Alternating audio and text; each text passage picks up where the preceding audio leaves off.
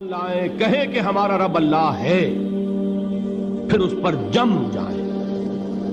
ان پر فرشتوں کا نزول ہوتا ہے، نہ کوئی غم کرو نہ خوف، خوشیاں مناؤ جنت کی جس کا تم سے وعدہ کیا گیا تھا۔ اللہ کی ربوبیت پر اطمینان جب انسان کو ہو جاتا، میرا رب اللہ ہے، ربی اللہ، انسان کے لیے نہ کوئی کھٹکا، نہ کوئی خطرہ، نہ کوئی خوف، نہ کوئی حزن۔ جو کچھ ہو رہا ہے کس کے اذن سے ہو رہا ہے؟ اللہ کے اذن سے۔ اللہ کے اذن کے بغیر پتا تک نہیں ہلتا۔ یہ کوئی اندھا بہرا مادہ نہیں ہے جس سے مجھے کوئی خوف ہو۔ اندھا بھینسا چلا آ رہا ہو اس سے تو ڈرنے کا ہر انسان کو ڈرنا چاہیے، نہ معلوم کس کو ٹکر مار دے۔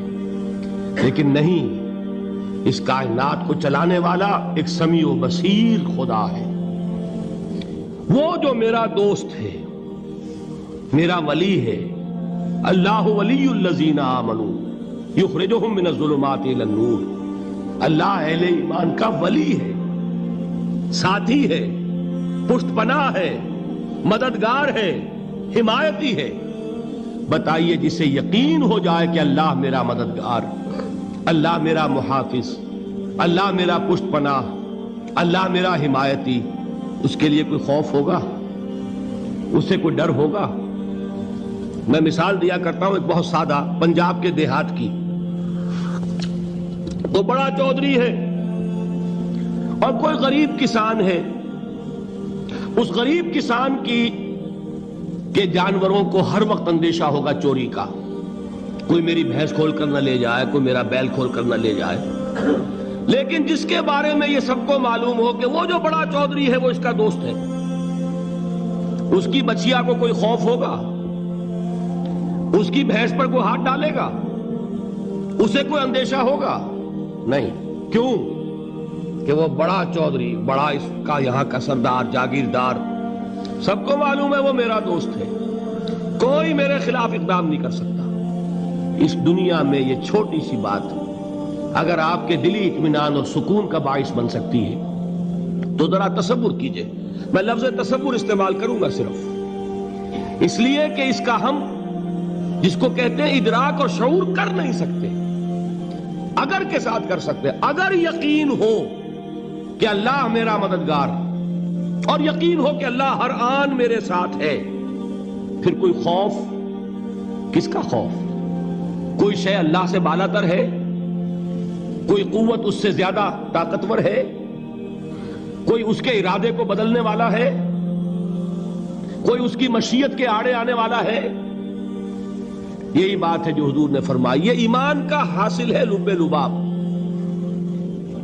کہ دیکھو اچھی طرح اس بات کو ذہن نشین کر لو، اگر تمام انسان مل کر تمہیں کوئی نقصان پہنچانا چاہے نہیں پہنچا سکتے، مگر جو کچھ اللہ نے لکھ دیا ہو، اور تمام انسان مل کر تمہیں کوئی نفع پہنچانا چاہے نہیں پہنچا سکتے، مگر وہ شے جو اللہ نے طے کر دی۔ آپ پھر میں کہوں گا ذرا طاری کیجئے، اسے فرض کیجئے، اسے سوچئے۔ اگر اس حدیث پر ہمارا دل ٹھکا ہوا ہو تو کسی سے ڈر ہوگا؟ یہ مجھے نقصان نہ پہنچا دے، یہ میری رپورٹ خراب نہ کر دے، یہ میری انکریمنٹ نہ رکوا دے، یہ میرا یہ نہ بگاڑ دے، یہ میرے یہ نقصان نہ پہنچا دے۔ اس کا ڈر، اس کا ڈر، اس کا خوف، اس کی خوشامد، اس کے لیے جا کر طرح طرح سے اپنی عزت نفس کو ذلیل کروانا اس کے سامنے، یہ سب کچھ کیوں کرتا ہے انسان؟ جب سمجھتا ہے کہ اس کے ہاتھ میں میرا کوئی نفع ہے، اس کے ہاتھ میں میرے لیے کوئی ضرر ہے، یہ مجھے کوئی غضب پہنچا سکتا ہے، یہ مجھے کوئی نقصان پہنچا سکتا ہے، یہ میرا کوئی کام بنا سکتا ہے، یہ میری کوئی ضرورت پوری کر سکتا ہے، اسی کا نام شرک ہے۔ جہاں آپ نے یہ سمجھا کہ غیر اللہ کے اندر کوئی طاقت موجود ہے، وہی شرک ہے۔ بتوں سے تجھ کو امیدیں، خدا سے نو امیدی، مجھے بتا تو صحیح اور کافری کیا ہے؟ شرک تو یہ ہے جس پر بھی تمہیں یہ خیال ہے، کلمہ ہے یہ کلمہ سوم، لا حول ولا قوت الا باللہ۔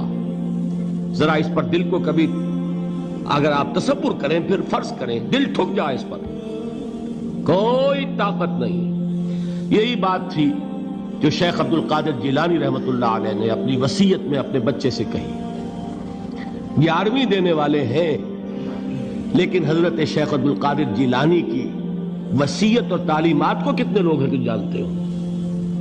یہ جن مقامات تک پہنچے ہیں وہ کس چیز کی بدولت پہنچے ہیں؟ انہوں نے جو پیغام دیا وہ کیا تھا؟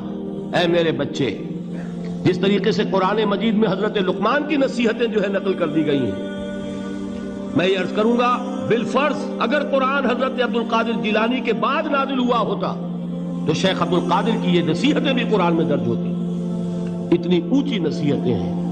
اے میرے بچے، اس حقیقت کو ذہن نشین کر لے، لا فاعل فی الحقیقت ولا مؤثر الا اللہ. اس کائنات میں نہ کوئی فاعل حقیقی ہے نہ مؤثر حقیقی ہے سوائے اللہ کے. کسی شے میں کوئی تاثیر نہیں اگر اللہ نہ چاہے. آگ جلا نہیں سکتی اگر اللہ نہ چاہے. پانی ڈبو نہیں سکتا اگر اللہ نہ چاہے. زہر ہلاک نہیں کر سکتا اگر اللہ نہ چاہے. کوئی چیز فائدہ نہیں پہنچا سکتی اگر اللہ نہ چاہے. تو در در پہ کیوں سر جھکاتے ہو؟ در در پر کیوں جبیں سائی کرتے ہو؟ سب کے سامنے کیوں ہاتھ پھیلاتے ہو؟ ایک اللہ سے مانگو. ایک اللہ کے سامنے زمین پر اپنی جبین رکھو. لا فاعل فی الحقیقت ولا مؤثر الا اللہ. نظر آتا ہے ہمیں کہ پانی پیاس بجھا دیتا ہے. پیاس بجھانے کی صلاحیت پانی میں نہیں ہے، اللہ کے اذن سے. کھانا بھوک مٹا دیتا ہے، بھوک مٹانے کی صلاحیت کھانے میں نہیں ہے، اذن رب میں. دیکھیے یہی یقین تھا. حضرت موسیٰ علیہ السلام کا واقعہ یاد کیجئے. سامنے سمندر آ گیا ہے، قوم دیکھتی ہے پیچھے کہ گرد و غبار کا طوفان ہے. معلوم ہوا کہ فرعون اپنے لشکر سمیت آ گیا ہے. لشکر جب چلتا تھا تیز رفتاری کے ساتھ تو گرد و غبار کا جو طوفان اٹھتا تھا اس کا تصور کیجئے. اور لمحہ بلمحہ وہ قریب آ رہا ہے. پوری قوم نے کیا کہا؟ اے موسیٰ انا لمدرکون. اے موسیٰ ہم کو پکڑے گئے. قرآن مجید نے تو یہاں وہ باتیں نہیں لکھی ہیں، لیکن تورات میں یہ درج ہے کہ بنی اسرائیل جھگڑنے لگے، دست و گریبان ہو گئے موسیٰ کے ساتھ. موسیٰ ہمیں یہاں مروایا لا کر، اس سے تو ہم ہی بہتر تھے. وہاں کھانے کو ملتا تھا، زندگی تو تھی، بیگار ہم کر رہے تھے، موت تو نہیں تھی. اب جو کچھ ہوگا اس کا تصور کرو، جس طریقے سے ہمارے ٹکڑے اڑائے جائیں گے. تو لڑ رہے ہیں حضرت موسیٰ علیہ السلام سے. یہ تورات کی تفصیل ہے. قرآن میں صرف اتنا آیا ہے، پریشان ہو کر انہوں نے کہا انا لمدرکون. موسیٰ ہم تو پکڑے گئے. اس وقت موسیٰ کا جواب کیا ہے؟ کلا ان معی ربی سیہدین. نہیں، میرے ساتھ میرا رب ہے، وہ راستہ دے گا. بتائیے کہاں راستہ نظر آ رہا ہے؟ یہ ہے ایمان بالغیب. راستہ نظر نہ آئے تب اللہ پر یقین ایمان ہے. جیب میں پیسے ہوں اور تب دل کو اطمینان ہے تو ایمان کس پر ہوا؟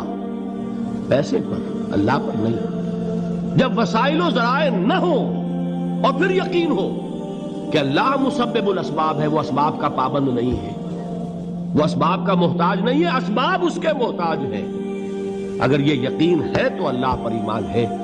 یہ نہیں ہے تو تمہارا ایمان اسباب پر ہے، وسائل پر ہے، ذرائع پر ہے، مادیات پر ہے، اللہ پر نہیں. اس وقت کہاں راستہ تھا؟ کوئی راستہ تھا؟ سمندر ہے اور ادھر سے لشکر آ گیا ہے. کلا ان معی ربی سیہدین. اب دیکھیے ایمان کہہ دینا آسان ہے، ہوا معکم اینما کنتم. جہاں کہیں بھی تم ہوتے ہو اللہ تمہارے ساتھ ہوتا ہے. لیکن اس کا یقین قائم ہو جائے تو زمین و آسمان کا فرق واقع ہو جائے.